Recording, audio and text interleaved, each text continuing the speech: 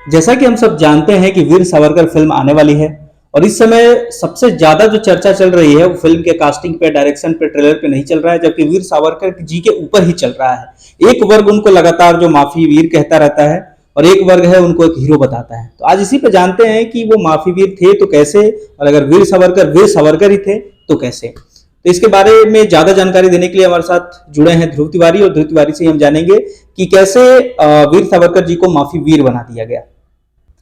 तो माफी वीर का ये है कि जब उनको सजा हुई थी तो उनको 2 जन्मों की सजा हुई थी, मतलब कि 2 जन्म तक उनको जेल में ही रहना है, ऐसी सजा हुई थी। और एक जन्म उनका 25 साल तक का ऐसा सजा हुई थी कि एक जन्म 25 साल, मतलब 2 जन्म, मतलब कि उनको 50 साल की सजा हुई थी। तो 50 साल वो भी काला पानी। वो जेल नहीं था जैसे आज के जेल होते हैं, सारी सुविधाएं अगर आपके पास पैसा हो तो मुहैया हो जाती है।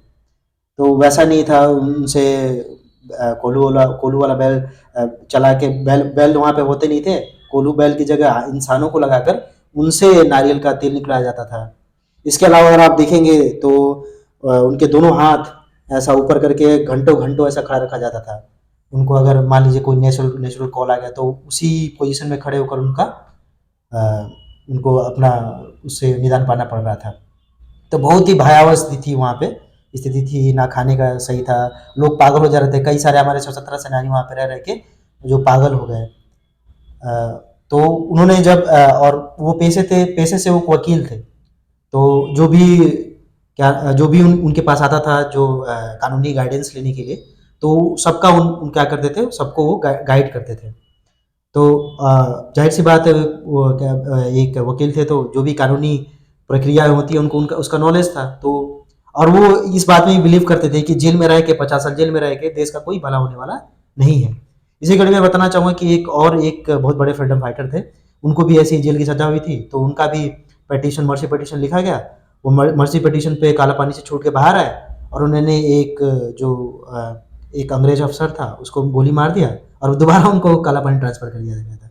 तो सब लोग जानते थे कि हम जेल में रह के कुछ नहीं कर पाएंगे, आज़ादी के आंदोलन में कुछ नहीं कर पाएंगे, देश के लिए कुछ नहीं कर पाएंगे, अपने परिवार के लिए, खुद के लिए कुछ नहीं कर पाएंगे, तो यहाँ पर रहने का कोई औचित्य नहीं है।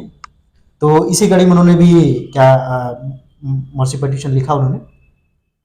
और जो एक मर्सी पटिशन को लिखने के लिए गाइडेंस तो खुद गांधी जी ने दिया था। गांधी जी के पास जब उनके छोटे भाई नारायण राव गए थे, तो उनको गांधी जी ने उनको बताया था कि आप प्लीज़, मतलब कि ऐसे जो व्यक्ति जिनका इतना ज़्यादा नॉलेज है सब है, तो उनको जेल में रहना उनके लिए उचित नहीं है। तो आप क्या करिए कि अपने अपने बिहाफ पे एक मर्सी पटिशन लिखिए। तो मर्सी पटिशन उन्होंने लिखा था।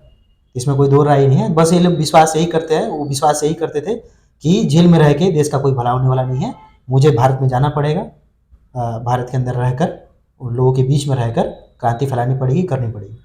इसीलिए उन्होंने मर्सी पटिशन लिखा था।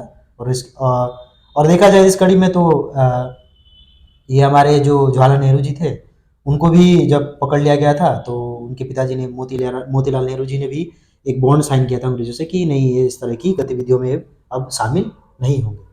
तो ये सब तो जो कहने वाले लोग हैं उनको इस बात पे भी ध्यान देना चाहिए। एक और उन पर बहुत बड़ा इल्जाम लगता है कि उनको अलाउंस भी वहां मिला करते थे, और जैसा कि हम लोग जानते थे कि जब भी अंग्रेज किसी पे जब तक मेहरबान नहीं होते तो उनको कुछ नहीं देते थे। तो ऐसा उनके फेवर में ऐसा क्या काम किया था उन्होंने, ऐसा मतलब इल्जाम तो भाई इल्जाम होता है। तो हाँ जी, हाँ, ये भी है। इसको लेकर भी मुद्दा उठता रहता था कि उनको अलाउंस मिला करता था। तो अलाउंस तो वैसे वेरिएबल था, मतलब कभी भी ऐसा ठोस नहीं रहा है कि इतना अलाउंस को इस समय दिया जाता रहा। वो समय के साथ चेंज होता गया। लेकिन जो पॉलिटिकल प्रिजनर होते हैं, आप अगर मान लीजिए आपको कोई पॉलिटिकल प्रिजनर है, उसको आपने कैद कर लिया, आपने, और उसको नहीं लिखने, जो अगर वो लिख सकता है तो उसको लिखने नहीं दिया जा रहा है। सावरकर जी की बात की जाए तो वो खुद एक वकील थे। वकील तो आप जेल में रह के तो अपना व्यवसाय कर नहीं सकते हैं।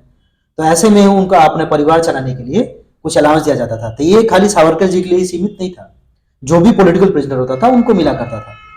जो भी पॉलिटिकल प्रिजनर थे उन सबको मिला करता था, तो उनको भी मिला करता था। तो मुझे नहीं समझ में आता कि फिर बातें उठती क्यों हैं कि अलाउंस लिया करते थे, सब लिया करते हैं। उनको मिला करती थी, ये बात तो सही है, लेकिन सबको दिया जाता था उस समय।